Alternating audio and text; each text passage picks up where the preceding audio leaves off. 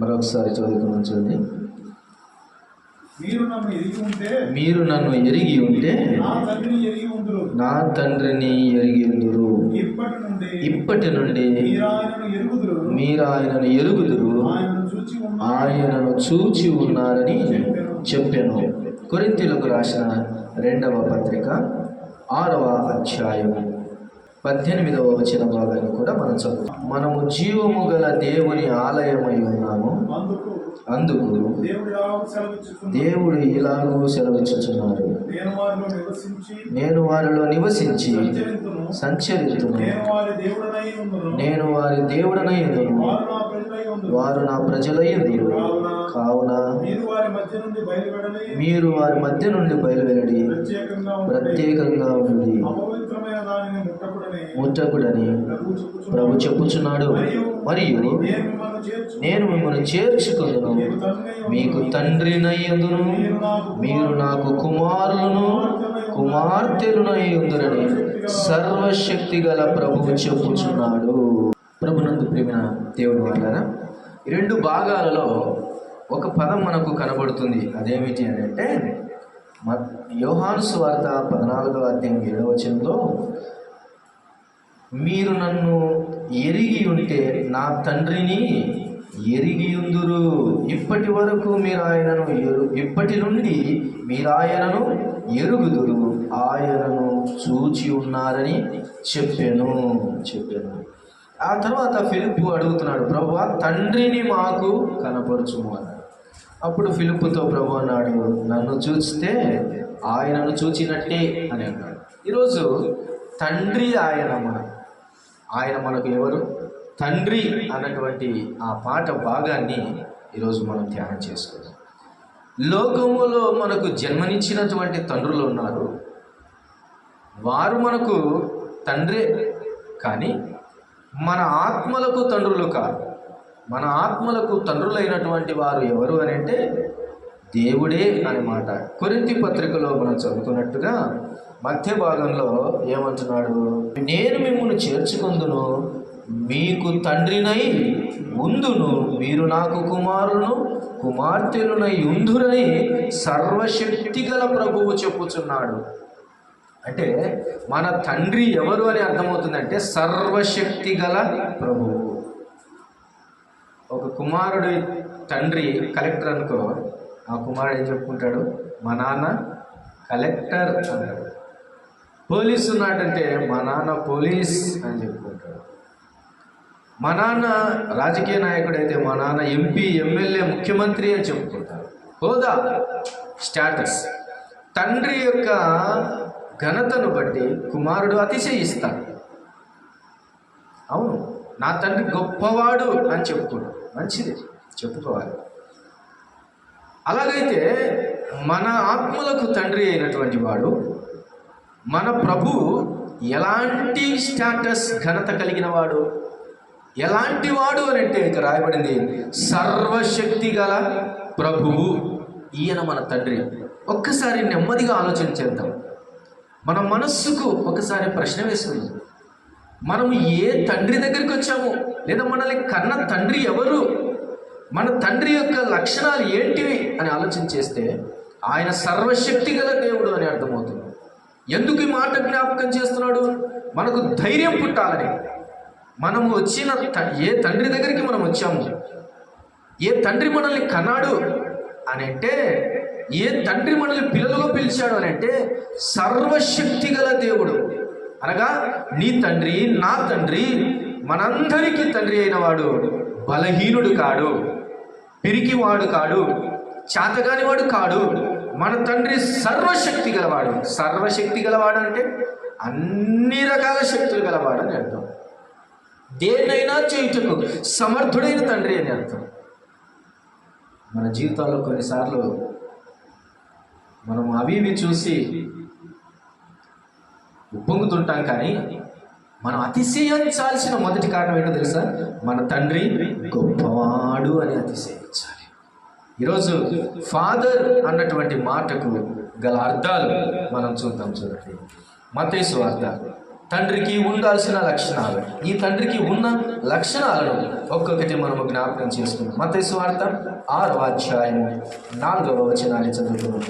A good father and a responsible father ఏమి కలిగి ఉండాలి అన్నటువంటి మాటలు, లేదా ఒక మంచి తండ్రిగా మన తండ్రి ఎలాంటి లక్షణాలు కలిగి ఉన్నాడో మనము జ్ఞాపకం చేసుకున్నాం. మత్తయి సువార్త 6వ అధ్యాయం 14వ వచనం. మనుష్యుల అపరాధములను మీరు క్షమించిన యెడల మీ పరలోకపు తండ్రియు మీ అపరాధములను క్షమించువాడు. ఇది మొదటి మాటగా మనం తీసుకుందాం. గాడ్ లేదా ఫాదర్ ఈజ్ ఫర్గివింగ్ ఫాదర్ అని అర్థం. ఆయన ఏం చేసేవాడంట? క్షమించే తండ్రి. లోకంలో క్షమించలేని తండ్రులు ఉన్నారు, శిక్షించే తండ్రులు ఉన్నారు, వాణ్ణి ఎంత మాత్రం నా ఇంట్లోకి ఇక రానియను అన్న తండ్రులు ఉన్నారు, వాడు నాకు ఇక కుమారుడు కానే కాదన్న కఠిన హృదయం కలిగిన తండ్రులు ఉన్నారు. కానీ మన తండ్రి ఎవరు తెలుసా? క్షమించే తండ్రి. అందుకే ఇంగ్లీష్లో forgiving father. He will forgive. ఆయన నీ అపరాధములను క్షమించేవాడు. భయపడవద్దు. నీ పాపములను బట్టి, నీ మిస్టేక్స్ను బట్టి అపవాది నీ మీద నిందలు వేస్తూ ఉన్నప్పుడు తండ్రి దగ్గరికి వస్తే, ఆయన కృపాసనము దగ్గరికి వస్తే, ఆయన క్షమించే బలిపీఠము దగ్గరికి వచ్చి తండ్రి అని మొరపెడితే, ఒక్కడుగును ముందుకేస్తే 6 అడుగులు 7 అడుగులు ముందుకేసి హక్కున చేర్చుకొని నిన్ను క్షమించే తండ్రి. ఈ మధ్యాహ్నం ఒక గొప్ప తండ్రిని మనం కలిగి ఉన్నాం. ఆ తండ్రి లక్షణం ఏంటంటే ఆయన క్షమించేవాడు. Father is a forgiving father అని చూస్తున్నాం. ఈయన తండ్రి, క్షమించే తండ్రి అని చూస్తూ ఉన్నాం. ఒకవేళ లోకంలో తండ్రులు లేక బ్రతుకుతున్నామేమో, కానీ భయపడాల్సిన అవసరం లేదు. నిజమైన తండ్రి మనకున్నాడు. తండ్రి లేని, తల్లి లేని అనాథలు పిల్లలను చూస్తూ ఉంటాం. మాకు ఒక తండ్రి ఉంటే బాగుండు, మమ్మల్ని ఆదరించి ఒక తండ్రి ఉంటే బాగుండు. లోకంలో మేము కూడా ధైర్యంగా బ్రతికే వాళ్ళం అనుకునే వాళ్ళు ఉంటారు. కానీ ఈరోజు ఈ తండ్రి లేకపోయినా పర్లేదు, కానీ పరలోకపు తండ్రి మనకు ఉన్నాడు. ఆయన క్షమించేవాడని అర్థమవుతుంది. ఒకప్పుడు మనము ఈ తండ్రిని కలిగి ఉండలేదు. మనకు తండ్రి ఎవడో తెలుసా? మన అపవాది మన తండ్రి ఒకప్పుడు. అందుకే మీ తండ్రి అయిన అపవాది అని అన్నాడు ప్రభు. అయితే పాపము నుంచి, శాపము నుంచి, అపరాధము నుంచి క్షమించబడిన తర్వాత, పాప క్షమాపణ పొందిన తర్వాత, ప్రభు అయిన యేసు క్రీస్తు వారి యొక్క రక్తంలో కడగబడిన తర్వాత మనము దేవుని పిల్లలమయ్యాం. ఎప్పుడయ్యామో తెలుసా? ఎలా అయ్యామో తెలుసా? యోహాను సువార్తలో ఒక మాట చూడండి, 1వ అధ్యాయము 12వ వచనాన్ని మనం చదువుకుందాం. 1:12 యోహాను సువార్త. తనెందరు అంగీకరించెదరో వారందరికీ, అనగా తన నామమును విశ్వాసం ఉంచిన వారికి దేవుని పిల్లలగుటకు ఆయన అధికారము అనుగ్రహించాడు. ఇది అధికారంతో కూడినటువంటి రిలేషన్షిప్. ఒక అధికారం ఉంది మనకు, ఎందుకంటే ఆయనను ఒప్పుకున్నాం, విశ్వసించాం, అప్పుడు ఆయన పిల్లలుగా మనం మారాము. ఇది అధికారం. ఒకప్పుడు ఎవరి పిల్లలం? యోహాను సువార్త 8వ అధ్యాయము 44వ వచనం. మీరు మీ తండ్రి యగు అపవాది సంబంధులు మీ తండ్రి దురాశలు నెరవేర్చ గోరుచున్నారు.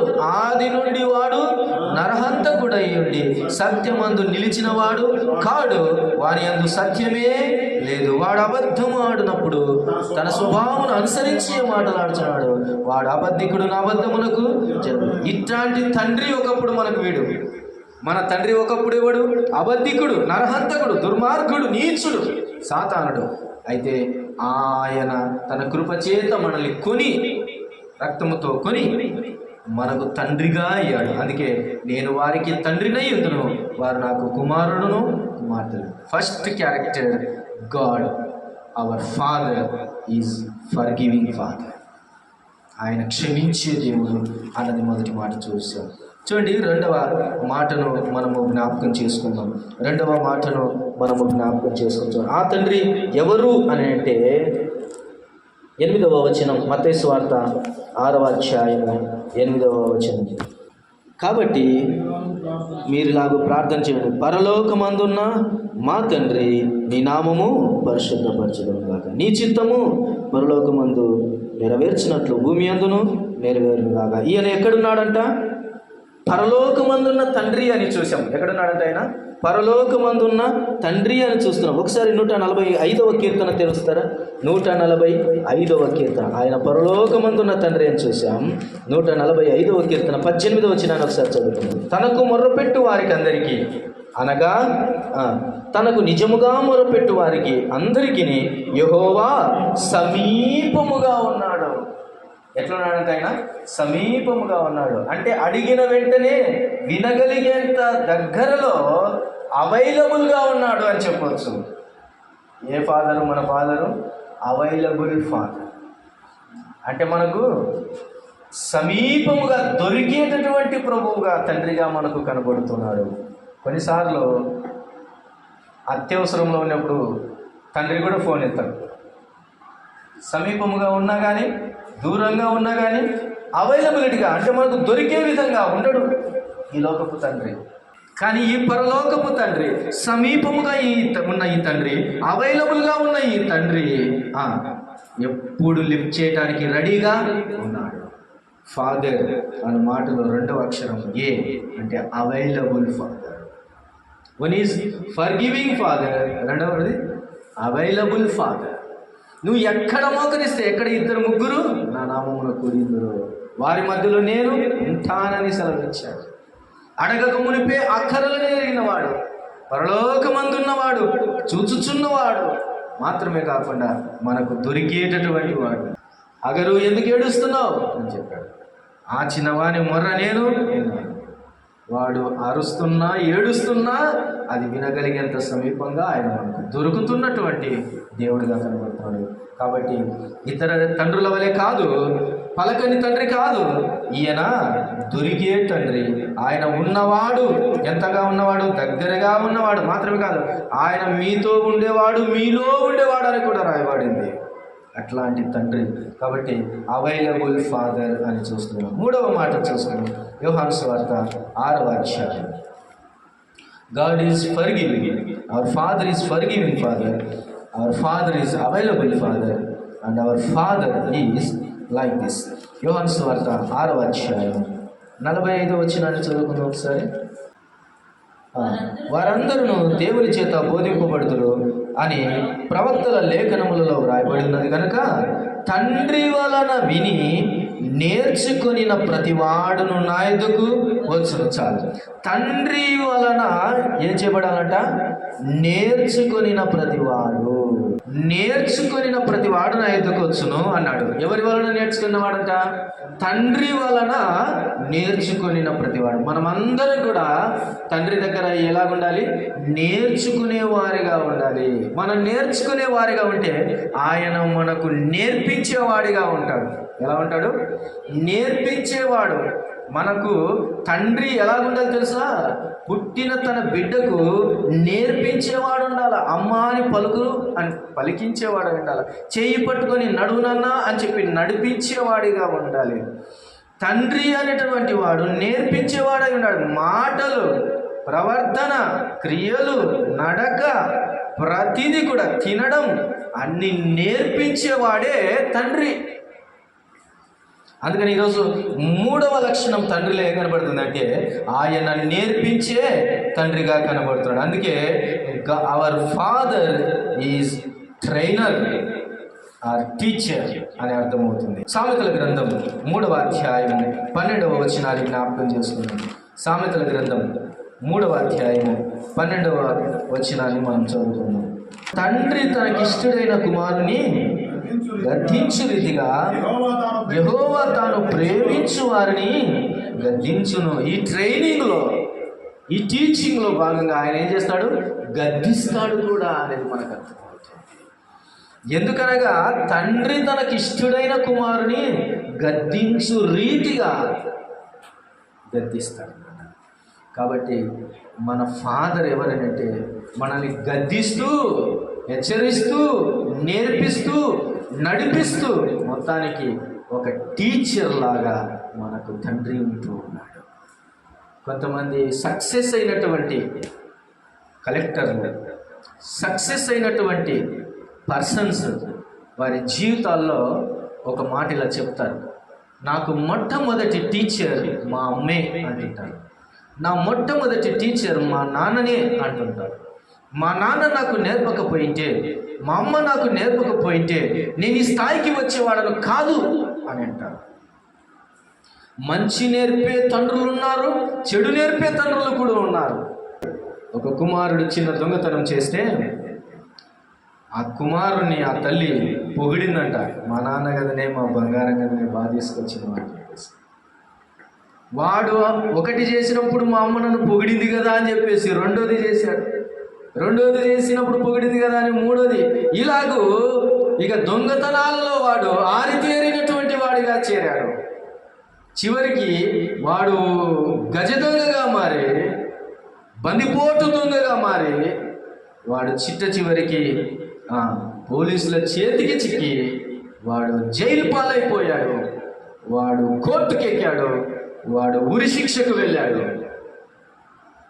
ఉరి శిక్ష వేసే ముందు ఆ ఉరి శిక్ష వేసేటటువంటి వ్యక్తి, ఉరి శిక్ష పొందేటటువంటి వ్యక్తి కోరికను తీర్చడం అనవాయితీ, అలవాటు.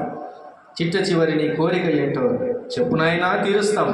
నువ్వు చనిపోతున్నావు, ఉరి శిక్ష పడుతుంది నీకంటే, ఒక్కసారి మా అమ్మను చూడాలని ఆశ ఉంది అని, మా అమ్మను చూడాలని ఆశ ఉంది అని అంటే ఆ అమ్మను తీసుకొని వచ్చారంట కుమారుని చూపించడానికి. మా అమ్మ ఒకసారి నా దగ్గరికి రావాలని అంటే అమ్మ దగ్గరికి తీసుకొని వచ్చారంట. వాళ్ళ అమ్మను దగ్గరికి తీసుకొని వచ్చినప్పుడు ఏం చేశారంటే ఆ కుమారుడు వాళ్ళ అమ్మను పట్టుకొని ఆ చెవిని తెగ కొరికాడట. తెగ కొరికి ఒక మాట అన్నాడట, ఈరోజు నేను ఈ స్థాయికి రావటానికి, ఈరోజు నేను ఉరి శిక్షకు వెళ్ళటానికి నాకు మొదట నేర్పింది నా తల్లే. మొదటి తప్పు చేసినప్పుడు నన్ను గద్దించింటే, తప్పని చెప్పింటే నేను ఉరి శిక్షకు వెళ్ళేవాడిని కాదు అని వారి ఎదుట ఆ క్రియ చేశాడట. అందరినీ ఆశ్చర్యపరిచింది. కాబట్టి అలాగూ చెడు నేర్పే తల్లులు ఉన్నారు, కానీ మంచిని నేర్పే తల్లులు ఉన్నారు. దేవుని యందు భయభక్తులు కలిగి ఇలాగూ జీవించాలని అన్న కుమారుని పొందింది సమూయేలును, కుమారునికి నేర్పించింది. గుడిలోనికి రాకమునిపే తన ఒడియే బడిగా చేసి దేవుని విద్యాబుద్ధులను నేర్పించింది. ఒడిలో పడుకోబెట్టి ఆలనా పాలనతో పాటు భక్తి భావాలను కూడా పెంచింది, మ్రొక్కడం నేర్పించింది. అందుకనే వాడు గుడికి రాగానే వాడు అక్కడ యెహోవాకు మ్రొక్కెను అని చూస్తూ ఉన్నాడు. ఎక్కడ నేర్చుకున్నాడు? తల్లి ఒడిలో నేర్చుకున్నాడు. కాబట్టి a good father is a trainer or teacher అని మనకు అర్థమవుతుంది. హెబ్రీయులకు రాసిన పత్రిక 12వ అధ్యాయం 9వ వచనాన్ని కూడా మనం జ్ఞాపకం చేసుకునే మాటకు భాగంగా, మరియు తండ్రులు మనకు శిక్షకులై ఉండిరి, వారి యందు భయభక్తులు కలిగి ఉంటుంది. అట్లయితే ఆత్మలకు తండ్రి అయిన వానికి మరి ఎక్కువగా లోబడి బ్రతకవలెను కదా. మరి ఎక్కువగా లోబడి బ్రతకాలి కదా. కాబట్టి 3 మాటలు మనం చూసాం. 4వ మాట మనం వెళ్దాం. కీర్తనల గ్రంథం 68వ అధ్యాయం 5వ వచనాన్ని చదువుతుంది. కీర్తనల గ్రంథం 68వ అధ్యాయం 5వ వచనం, తన పరిశుద్ధాలయమందు దేవుడు తండ్రి లేని వారికి తండ్రియు విధవరాండ్రకు న్యాయకర్త అయి ఉన్నాడు అని చూస్తుంది. దేవుడు ఏకాంగులను సంసారులుగా చేయవాడు, ఆయన బంధింపబడే వారిని విడిపించి వారిని వర్ధిల్ల చేయును అని చూస్తూ ఉన్నాడు. ఈ తండ్రి ఎలాగ కనబడుతున్నాడంటే సహాయకుడిగా కనబడుతున్నాడు. ఎలా కనబడుతున్నాడు? సహాయకుడిగా కనబడుతున్నాడు. విధవరాలికి సహాయకుడిగా కనబడుతున్నాడు, ఏకాంగులకు సహాయకుడిగా కనబడుతున్నాడు, దిక్కులేని వారికి సహాయకుడిగా కనబడుతున్నాడు. హెబ్రీయులకు రాసిన పత్రికలో ఒక మాట చదువుకున్నాం చూడండి, 13వ అధ్యాయం 5వ వచనాన్ని చదువుకున్నాం చూడండి. ఎలాంటి తండ్రి అని కనబడుతుంది. ధనాపేక్ష లేని వారై మీకు కలిగిన వాటితో తృప్తి పొందుడి, నిన్ను ఏమాత్రము విడువను, నిన్ను ఎన్నడను ఎడబాయనని ఆయనే చెప్పాను కదా, కాబట్టి ప్రభువు నాకు సహాయుడు, నేను భయపడను, నరమాత్రుడు నాకేమీ చేయగలడు. ఎలాంటి వాడి తండ్రి? నిజమైన సహాయకుడిగా కనబడుతున్నాడు. Is a helper. God is our father. Our father is good helper అని కనబడుతుంది. ఒకటి ఫర్గివింగ్ ఫాదర్, రెండవది available father, third one training father లేదా teacher, and fourth one helper అనేది కనబడుతుంది. హెల్పర్, ఆయన సహాయకుడు. నేనున్నాను అంటారు చాలామంది. కరెక్ట్ ఆపత్కాలానికి వచ్చినప్పుడు నేను లేను అంటారు. ఎట్లుంటారంటే కొంతమంది హాయ్ అని చెప్పక మునిపే హలో అని మెసేజ్ పెట్టేవారు ఉంటారు. కానీ కొన్నిసార్లు ఫోన్ చేసినా కూడా స్విచ్ ఆఫ్ అనే స్థితిలోనికి వస్తుంది. ఇలాంటి వారు ఉండవచ్చునేమో, కానీ లోకంలో మన తండ్రి సహాయకుడు అనేవాడు రాయబడింది. ఆపత్కాలమందు ఆయన నమ్ముకొనదగిన సహాయకుడు అని రాయబడి ఉన్నది. ఆయన నిజమైన సహాయకుడు అనే మాట రాయబడింది. ఒకరి తల్లి వానిని ఆదరించినట్లుగా ఆయన ఆదరించేటటువంటి సహాయకుడిగా కనబడుతూ ఉన్నాడు. Our father is a good helper. A friend is in need, is friend in deed అన్నాడు. ఆపదలో ఆదుకున్నవాడే నిజమైన స్నేహితుడు అని సామెత. మనకు స్నేహితుడిగా సహాయము చేసేటటువంటి తండ్రి మనకున్నాడు. చూడండి, 5వ మాట జ్ఞాపకం చేసుకుని యోహాను సువార్త 14వ అధ్యాయం. యోహాను సువార్త 14వ అధ్యాయం 2వ వచనాన్ని మనం చదువుతున్నాం. యోహాను సువార్త 14:2. నా తండ్రి ఇంట అనేక నివాసములు గలవు, లేని ఎడల మీతో చెప్పుదును, మీకు స్థలము సిద్ధపరచా వెళ్ళుచున్నాను. నేను వెళ్ళి మీకు స్థలమును సిద్ధపరిచిన ఎడల నేనుండు స్థలములో మీరును ఉండులాగన మరలా వచ్చి నా యొద్ద ఉండుటకు మిమ్మును తీసుకొని పోదును. ఈ ఫాదర్, ఈ తండ్రి ఎలా కనబడుతున్నాడనంటే ఆయన మనకు దివ్య భవనములను సిద్ధపరిచేవాడు. ఏం సిద్ధపరిచేవాడు? దివ్య భవనములను సిద్ధపరిచేవాడుగా కనబడుతున్నాడు. ఈ లోకపు తండ్రి తన కొడుకు కోసం ఆస్తి సంపాదిస్తూ పెద్ద కొడుకు ఒక ఇల్లు కట్టించిన, చిన్నోడికి కూడా ఇల్లు కట్టించినట్టు. ఇంకొక ఆయన అంటాడు, ఉన్న స్థలంలోనికి చిన్నోనికి కింద పైన, పెద్దోనికి పైన వేసినాను ఆయన అని అంటూ ఉంటాడు. మొత్తానికి ఇల్లు కట్టించేయడము తండ్రికి ఒక హోదా. ఈ లోకంలో తండ్రికి ఒక హోదా, నా కొడుకు ఇల్లు కట్టించినాను అని చెప్తాడు. కాబట్టి మన పరలోకపు తండ్రి ఏ ఇల్లు కట్టిస్తున్నాడు తెలుసా? ఆయన పరలోకపు ఇంటిని కట్టిస్తూ ఉన్నాడు. దీనిని దివ్య భవనములు అని చెప్పొచ్చు. ఇంగ్లీష్లో ఎడిఫైజ్ హౌస్ అని చెప్తూ, ఎడిఫైజ్ హౌస్. మాత్రమే కాకుండా ఎఫెసీ పత్రిక 1వ అధ్యాయం, ఎఫెసీ పత్రిక 1వ అధ్యాయం 17వ వచనాన్ని జ్ఞాపకం చేసుకుందాం. 1:17-18 వచనం.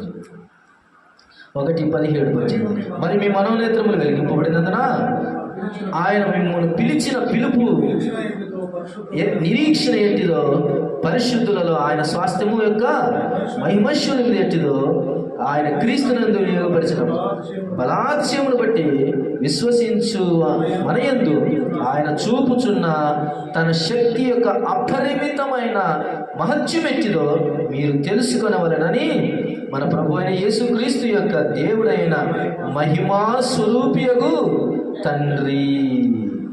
ఎవరంటే అయినా మహిమా స్వరూపి అయినటువంటి ఈ తండ్రి ఏ స్వాస్థ్యం ఇస్తున్నాడంట?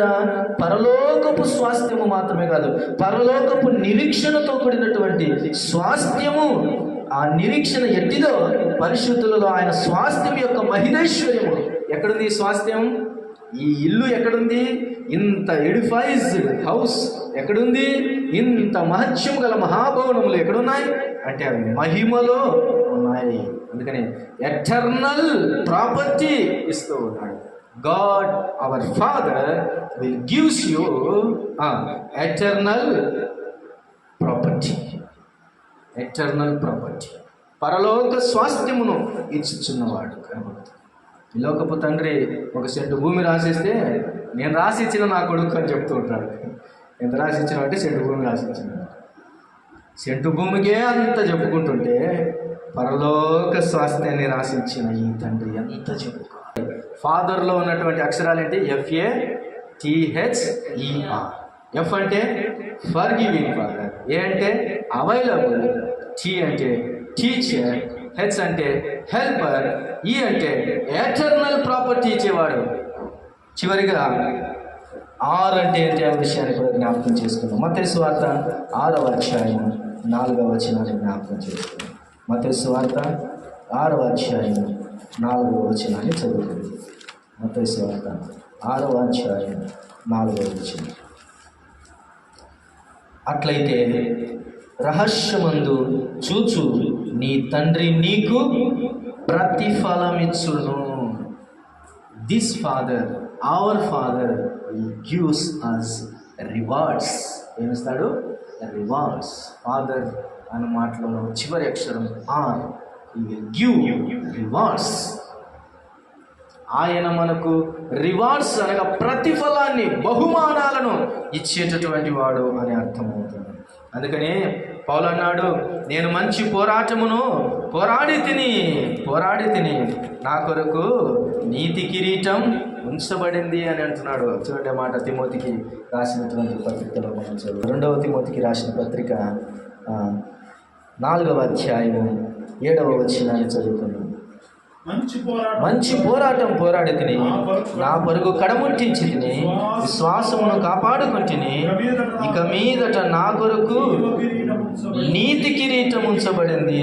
ఆ దినమందు నీతి గల న్యాయాధిపతి అయిన ప్రభు అది నాకు మాత్రమే కాకుండా తన ప్రత్యక్షతను అపేక్షించు వారందరికీ అనుగ్రహించును. సమానంగా ఇస్తానంటున్నాడు, అందరికి ఇస్తానంటున్నాడు, ఒకరికి కాదు.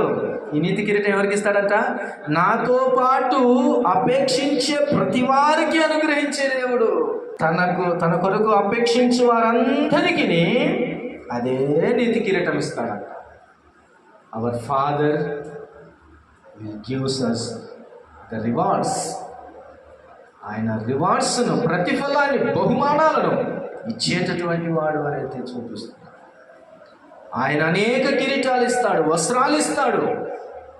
ఆయన ఇచ్చేవాడు రివార్డ్స్. అందుకని నేను ఒకనాడు వస్తాను, ప్రతి వానికి వాని క్రియల చొప్పున బహుమానం లేకపోతే జీతం ఇచ్చుటకు నా యొద్ద అది ఉన్నది అన్నాడు. కాబట్టి మన పరలోకపు తండ్రి క్షమించేవాడు, మన పరలోకపు తండ్రి సమీపముగా ఉన్నవాడు, మన పరలోకపు తండ్రి నేర్పించేవాడు, మన పరలోకపు తండ్రి సహాయం చేసేవాడు, మన పరలోకపు తండ్రి స్వాస్థ్యం ఇచ్చేవాడు, మన పరలోకపు తండ్రి ప్రతిఫలమును ఇచ్చేటటువంటి వాడు. ఇట్లాంటి తండ్రి ఎవరున్నారు? మన ఆత్మలకు ఇలాంటి తండ్రి లేకపోతే కొరతతో బ్రతుకుతాం. తండ్రి లేనివాడు ఎంత దిక్కుమాలినవాడో, ఆత్మలకు కూడా తండ్రి లేకపోతే ఆత్మ విషయంలో దిక్కులేని పరిస్థితి ఉంటుంది. దిక్కులేని పరిస్థితి ఉంటుంది. తండ్రిని కలిగి ఈ లోకంలో భిక్షగాలుగా బ్రతికినారు. పరలోకపు తండ్రిని కలిగి ఉంటే పరలోకంలో మాత్రం రాకుమారులమే, రాజకుమారులమే. ఈ లోకంలో ఆ తండ్రి లేకుండా ఎంత హోదాగా బ్రతికినా పరలోకంలో మనం భిక్షగాలమే. ఇంత పరలోకానికి వెళ్తే కదా. లూకా సువార్తలో మనకు తెలుసు, ధనవంతుడు లాజరు ఉన్నాడు. ధనవంతుడు పాతాళంలో పడ్డాడు. పాతాళంలో పడినా కానీ అబ్రహామును ఏమని పిలుస్తున్నాడు? తండ్రి అని పిలుస్తున్నాడు. అబ్రహామా, నా తండ్రి, నేను ఇక్కడ భయంకరమైన స్థితిలో ఉన్నాను, లాజరును పంపి నాకు చిటిక వేళ్ళతో ఒక చుక్క నీళ్లు పంపించవా అని అనుమతిస్తున్నాడు. దిక్కుమాలిన పరిస్థితి. పరలోకపు తండ్రి లేని బ్రతికాడు. అందుకే పరలోకంలో తండ్రి లేకుండా జీవిస్తున్నాడు. ఈ లోకంలో పరలోక తండ్రి లేకపోతే పరలోకంలో తండ్రి లేకుండా బ్రతుకుతాం. దిక్కుమాలిన పరిస్థితి. ఈ లోకంలో తండ్రి మనను కన్నటువంటి శరీర తండ్రి లేకపోయినా పర్లేదు, కానీ పరలోకపు తండ్రిని కలిగి ఉంటే ఈ లోకంలో మనం జీవించినట్లయితే పరలోకంలో నిత్యము ఆ తండ్రితో సహవాసం చేస్తాం. ఆ పరలోకపు తండ్రితో సహవాసం చేయడం అంటే ఎంత మాధుర్యం, ఎంత అనుభూతి, ఎంత ఆనందం, ఎంత సంతోషం. ఆయన మనకు వెలుగుగా, ఆయన మనకు సమస్తముగా, ఆయన మనకు పోషకుడిగా, ఆయన మనకు సమస్త విధములైన సహాయకుడిగా నిరంతరము రాజపట్టణములో బంగారు వీధులలో మనము తిరుగులాడవచ్చు. ఈ లోకపు తండ్రి లేకపోయినా పర్వాలేదు, కానీ పరలోకపు తండ్రిని మనము కలిగి ఉండాలి. అలా కాకుండా ఇంకా పాపములో, అపరాధములో, శాపములో ఉన్నవారికి ఈ లోకపు తండ్రి ఉన్నాడు. ఈ లోకపు తండ్రి ఎవరు? అపవాదే. ఈ లోకపు దురాశల చేత బ్రతుకుచున్న వారికి తండ్రి ఎవరు అని అంటే అపవాదే తండ్రి. అందుకనే ఒక సీక్వెన్స్, ఒక ఇన్సిడెంట్ సిలువకు, యేసు ప్రభు సిలువకు వెళ్ళినప్పుడు ఒక ఇన్సిడెంట్ జరుగుతుంది. ఇక్కడనేమో దేవుని కుమారుడు అన్నాడు. నువ్వెవరు అంటే, నువ్వు దేవుని కుమారుడవేనంటే అవును నువ్వు అన్నట్టే నేను దేవుని కుమారుడు. ఇటువైపు ఇంకొకడు ఉన్నాడు, వాని పేరంటే బరబ్బా. బరబ్బా అంటే బర్ ప్లస్ అబ్బా అని. బర్ అంటే కుమారుడు, అబ్బా అంటే తండ్రి అని అర్థం. వానికి కూడా ఒక అర్థం ఉంది ఆ పేరుకు, తండ్రి కుమారుడు అని అర్థం వాడికి. కానీ వాడి తండ్రి ఎవడో రాయబడలేదు. వాడి లక్షణాలను బట్టి వాడి తండ్రి ఎవడో నిరూపించవచ్చు. వాడు దొంగ, వాడు నరహంతకుడు, అల్లరి నిమిత్తం చెరసాల్లో వేయబడిన వాడు, అధికారులను ఎదిరించిన వాడు. వాని లక్షణాలన్నీ అపవాదిలో ఉన్నాయి. అందుకనే బరబ్బా అని పేరు పెట్టుకున్నా వాడి అబ్బాయి ఎవడో అర్థమవుతుంది అక్కడ. కానీ ఇటువైపు ఒక ఆయన ఉన్నాడు, ఆయన పరలోకపు తండ్రి కుమారుడు, ఆయనే క్రీస్తు, ఆయన ప్రభువు, ఆయన యేసు అని పిలువబడ్డాడు. ఆయన అన్నాడు, ఇదిగో దేవుని కుమారుడు నీవేనా అంటే ఎస్ నువ్వన్నట్టే నేను దేవుని. ఈ కుమారుడు, ఈ తండ్రి కుమారుడు, పరలోకపు తండ్రి కుమారుడు సిలువను సహించాడు, మౌనంగా ఉన్నాడు, పాపభారమును మోసాడు, రక్తమును చిందించాడు, సిలువ మరణమును పొందాడు, మౌనంగా ఉన్నాడు. మన కొరకు మరణించి తిరిగి లేచి గొప్ప రక్షణను సిద్ధపరిచాడు. ఈ లోకంలో పరలోకపు తండ్రి కుమారులుగా ఎలా బ్రతకాలని ఇష్టపడిన వారికి నేర్పించిన ఒక మంచి బోధకుడు యేసు ప్రభువారు. ఆయన అడుగు జాడలలో మనము నడిస్తే చాలు. ఎలాగుండాలి పరలోకపు తండ్రికి కుమారులైన వారు అని అంటే యేసు తప్ప ఇంకెవరు లేరు. ఆ తర్వాత పౌలు అన్నాడు ఛాలెంజ్గా, నేను ప్రభువును పోలి నడుచుకున్న ప్రకారం మీరు నన్ను పోలి నడుచుకోండి. పరలోకపు తండ్రి కుమారులుగా ఎలాగో బ్రతకాల్లో నేర్చుకోవాలంటే ఈ పరలోకపు తండ్రి ఎవరు కలిగి ఉంటారో వారు ధన్యులు. యెహోవా తమకు దేవుడుగా గల జనులు ధన్యులు అనే మాట రాయబడింది. ప్రియమైన దేవుని వారులారా, ఈ మధ్యాహ్న కాల సమయంలో నిరుత్సాహము, నిట్టులు, బాధలు, ఏడుపులు, కొన్నిసార్లు లేనితనం, కొన్నిసార్లు ఇబ్బందులు కలిగినప్పుడు గుర్తుపెట్టుకో, నీ పరలోకపు తండ్రి ఆయన ఐశ్వర్యవంతుడు. నీ పరలోకపు తండ్రి నేను ఓదార్చటకు శక్తివంతుడు. ఆ పరలోకపు తండ్రిని నువ్వు ఎంత మాత్రము విడిచిపెట్టకుండా ఆయనను హత్తుకొని బ్రతికినట్లయితే నీవు ఆ నీతి కిరీటాన్ని, ఆ ప్రభువులను అనేక స్వాస్థ్యములను పొందగలవు. అట్టి కృప దేవుడు మనందరికీ దయచేయుగాక.